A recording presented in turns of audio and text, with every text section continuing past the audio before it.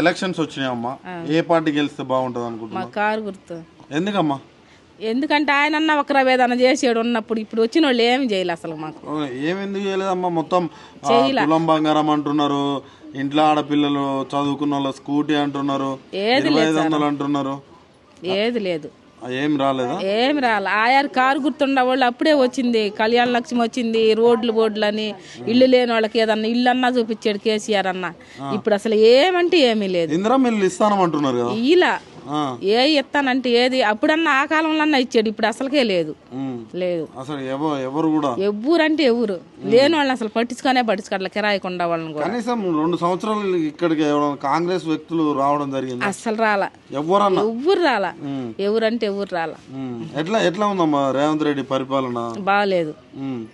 ఇట్లా free bus కూడా ఇస్తా అంటున్నారు. ఫ్రీ బస్ ఎవరు ఎక్కుతారు? ఈ రోజు పోయి ఎక్కేవాళ్ళు ఎవరు అన్నరా? ఏదన్నా అలా పనులు పోయే వాళ్ళు ఎక్కుతారు, ఇంటికాడ ఉన్న వాళ్ళకి ఏం పని ఉండిద్ది? మీకోసమే కదా పెట్టి. మా కోసం ఈ రోజు ఊర్లకు పోతారంట అయ్యా ఫ్రీ బస్సు పెడితే.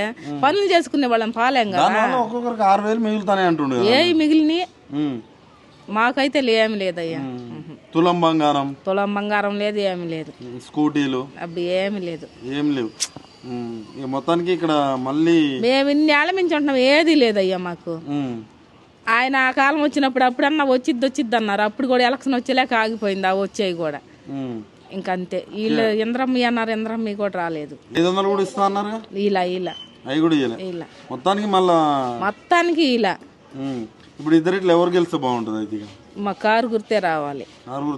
కారు గుర్తు వస్తే ఏదన్నా చేస్తాడని ఆశ. ఆయన కొద్ది కష్టం తెలిసిన ఆయన కదా, ఏదన్నా చెయ్యొచ్చు చేస్తే. ఈయన కష్టం తెలిస్తే అన్ని వండవాళ్ళవి కూడా కోల కొడుతున్నాడు కదా. ఈయనంటే తెలిసినవాడు కదా, లేని వాళ్ళని వండవాళ్ళని ఒక చేసాడు, ఏదో ఒకటి చేసాడు ఆయన వచ్చినప్పుడు. కేసీఆర్ ఉండగా ఇప్పుడు ఏది చేసాడు ఆయన? ఏమంటే ఏం చేయాలి అసలు. కిరాయాళ్ళనే అసలు కేడండ్రు కూడా తెలియదు. అది మేము చదువుతున్నాం కదా, మేము 30 ఏళ్ళ మించి ఉన్నాం. ఏ ఊరే అని చేయాలి మేము, కాకపోతే కొనుక్కోలేక మేము ఎట్టే ఉన్నాం, మాకు ఏమీ లేదు.